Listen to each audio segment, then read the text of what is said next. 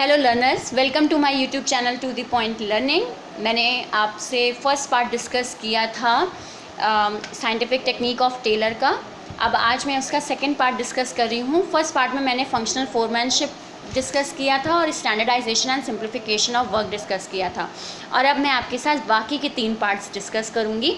तो ये हमारा साइंटिफिक मैनेजमेंट का, साइंटिफिक टेक्निक्स का सेकेंड पार्ट है, राइट। ओके, सो स्टार्ट करते हैं थर्ड पॉइंट से। Work study. वर्क स्टडी का मीनिंग क्या होता है? Focus on maximum production at minimum cost by using each and every factor.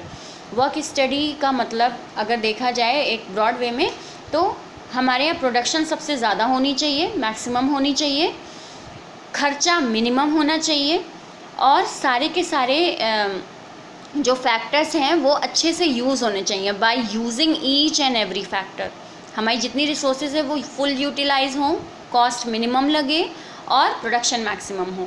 ये हर एक इंडस्ट्री का मेन मोटो रहता है। तो वर्क स्टडी भी इसी पर फोकस करता है, लेकिन कैसे फोकस करेगा? 4 तरीके से फोकस करेगा। Fatigue study, method study, time study and motion study. अब इनके मीनिंग्स क्या हैं फटाफट आपको समझाते हैं। फैटीग स्टडी में आते हैं। फैटीग स्टडी 3 चीज़ों पे फोकस करता है। फैटीग मतलब पहले मैं बता दूं, थकान, राइट। थकान कि आपका रेस्टिंग पीरियड कितना कैसा है, रेस्ट। Fatigue means rest.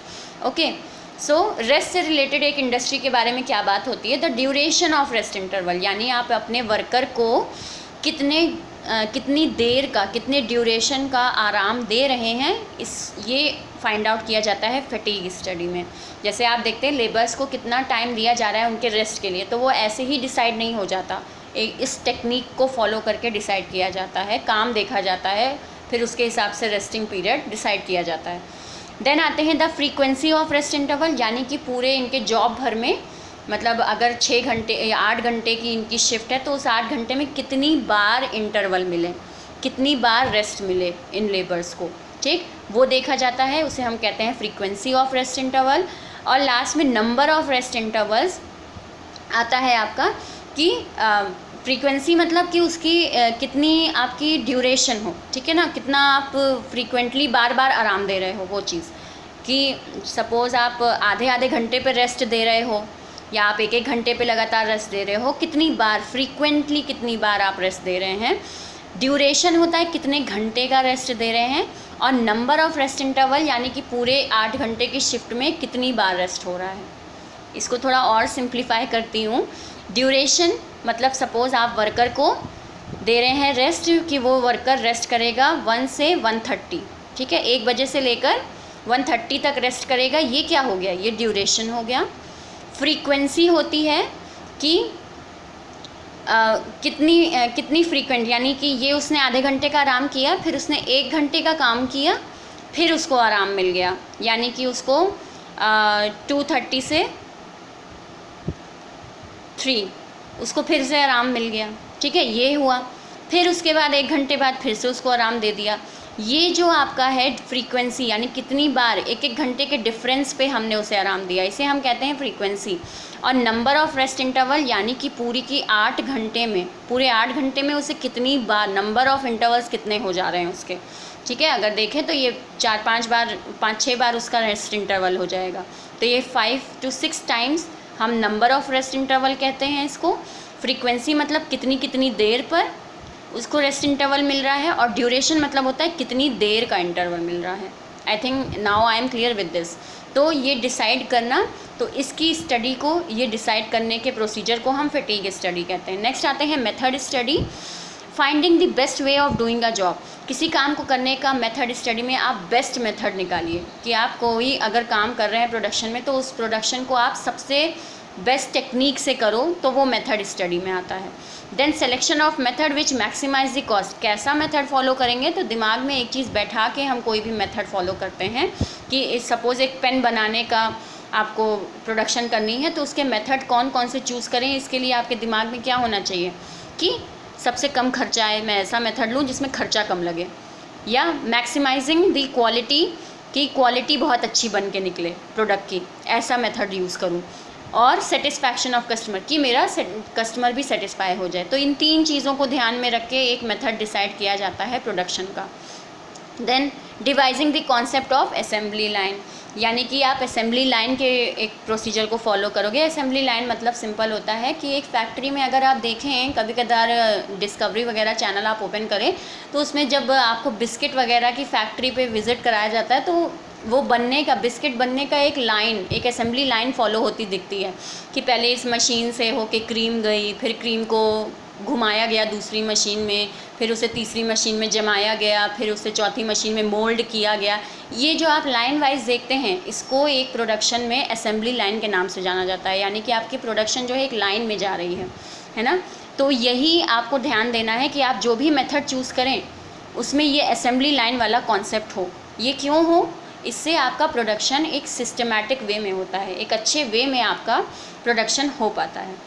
तो इसको हम कहते हैं devising the concept of assembly line. तो मेथड स्टडी में यही होता है, पहले आप मेथड फाइंड करेंगे अच्छा सा, फिर ध्यान देंगे कि उसमें ये तीनों चीज़ें मौजूद हों, minimise cost, maximum quality, satisfaction of customer, ये तीनों चीज़ें हों उसमें, और साथ साथ असेंबली लाइन वाली बात भी उसमें हो।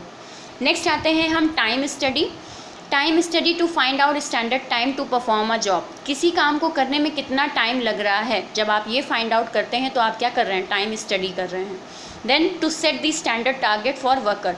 जब आप वर्कर को वो टाइम तो सेट कर रहे हैं, साथ साथ उसे बता भी रहे हैं कि तुम्हारा टारगेट इतने टाइम में इतना पूरा हो जाना चाहिए। सपोज़ 1 घंटे में तुम 1 पैकेट बिस्किट बना डालो, ठीक है, तो ये 1 पैकेट बिस्किट जो बना डालो ये क्या है? टारगेट है। और 1 घंटा क्या है? टाइम है, स्टैंडर्ड टाइम है। To determine number of workers to be employed, और वो आप 1 पैकेट बिस्किट बनाने के लिए कितने एम्प्लॉयज़ उसमें लगाएंगे। सपोज़ 10 लगाएंगे, 10 एम्प्लॉयज़ 1 पैकेट बिस्किट बनाएंगे 1 घंटे में। तो ये पूरा क्या हो गया? ये आपने क्या किया? ये आपने टाइम स्टडी की। ठीक, वर्क को पहले टाइम कितने घंटे में पूरा होगा वो काम, फिर उसके बाद ये देखना कि उसमें हम टारगेट क्या देंगे पूरा करने के लिए, और लास्ट में उसमें उस टारगेट को पूरा करने के लिए कितने वर्कर्स की ज़रूरत है। So this is time study. Next आते हैं motion study. To differentiate between productive and non productive and incidental movement. Motion study में हम ध्यान देते हैं एक वर्कर के मोशन में, यानी कि उसके काम करने के पैटर्न में, काम करने के तरीके में। ठीक है, ये मेनली ध्यान देता है कि कितना काम प्रोडक्टिव हो रहा है और कितना अनप्रोडक्टिव यानी कि नॉन प्रोडक्टिव हो रहा है। अब प्रोडक्टिव काम क्या होता है? प्रोडक्टिव काम का मतलब होता है कि अगर एक वर्कर काम कर रहा है तो उसमें कितने काम वो ऐसे कर रहा है जो प्रोडक्शन में हेल्प कर रहे हैं। ठीक है, और अनप्रोडक्टिव काम वो होते हैं जो कि वो एक्स्ट्रा काम कर रहा है अपने मेन काम को पूरा करने के लिए। इसको एक एग्जांपल से समझिए कि सपोज़ एक आदमी है, वो लगातार पेपर्स का काम कर रहा है। ठीक है, कंप्यूटर पे काम कर रहा है और प्रिंटर पे उसको लगातार कॉपी भी निकालनी है। उस जो कंप्यूटर पे काम कर रहा है उसकी प्रिंटर में कॉपी भी बार बार उसे निकालनी है। ठीक, तो अब इसमें प्रोडक्टिव काम क्या हुआ? वो जो कंप्यूटर पे लगातार टाइपिंग कर रहा है और जो प्रिंटर से वो पेपर निकाल रहा है। अब इसमें अनप्रोडक्टिव क्या होगा? सपोज़ प्रिंटर आपके रूम के अलावा उसका पीछे वाले रूम में उसका कनेक्शन है। ठीक है, प्रिंटर किसी और रूम में है और आपका कंप्यूटर किसी और रूम में है। तो लगातार वो जो ये टाइप करके कॉपी वहाँ प्रिंटर में भेज रहा है, उसके लिए बार बार कागज़ लगाना और उन कागज़ के निकलने का वेट करना, वहाँ पैदल चल के जाना और वापस आना, इसमें जो टाइम लग रहा है ये टाइम क्या है?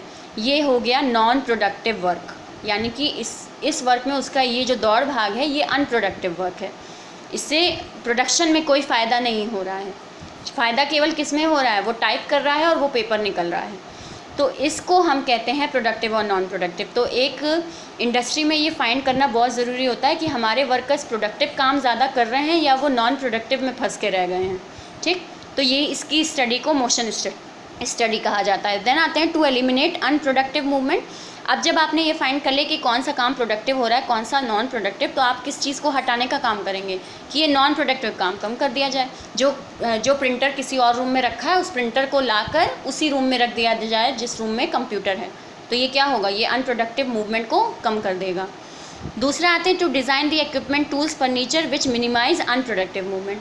आपको चीज़ें भी इस तरह बनानी चाहिए, आपकी फर्नीचर वगैरह भी इस तरह सेटअप होने चाहिए कि अनप्रोडक्टिव मूवमेंट कम से कम ही रहे। तभी इसीलिए आप अगर एक ऑफ़िस में देखो तो ऑफ़िस का स्ट्रक्चर हमेशा ऐसा बनता है कि कस्टमर डीलिंग वाला काउंटर सबसे पहले होता है। क्यों होता है? क्योंकि कस्टमर को बहुत दूर तक ऑफिस के अंदर तक ना जाना पड़े और वहाँ पूरे ऑफिस को देखना, ऑब्जर्व करते रहना, ये सब एक नए कस्टमर के लिए अच्छा नहीं है। तो इसीलिए कस्टमर डिपार्टमेंट को सबसे पहले किसी ऑफिस में जगह दी जाती है कि कस्टमर आए और दरवाजे पे ही इस डिपार्टमेंट से मिलजुल के चला जाए। तो इसलिए आपके फर्नीचर, आपका सेटअप भी हमेशा इस प्रोडक्टिव और अनप्रोडक्टिव काम को देख कर सेट किया जाता है। नेक्स्ट आते हैं हम differential piece wage system. Taylor suggest that the wage system should be according to the job the worker is performing. जो भी काम कर रहा है वर्कर, उसके अकॉर्डिंग उसका वेज सेट होना चाहिए। ठीक है, ऐसा नहीं होना चाहिए कि हम सबको एक ही वेज यानी एक ही सैलरी दे रहे हैं, ऐसा नहीं होना चाहिए according to Taylor. As wages act as a strong motivator, क्योंकि वेजेस सैलरी जो है वो एक वर्कर के काम करने के पीछे बहुत बड़ा मोटिवेशन का काम करती है। So it should be set very carefully by differentiating efficient and non efficient workers. इसीलिए वेजेस आपके सेट होने चाहिए ये ध्यान देते हुए कि कौन एफिशिएंट है, कौन नॉन एफिशिएंट वर्कर है। जो एफिशिएंट वर्कर है और inefficient worker, which simply means high wages for efficient workers and low wages for non efficient workers.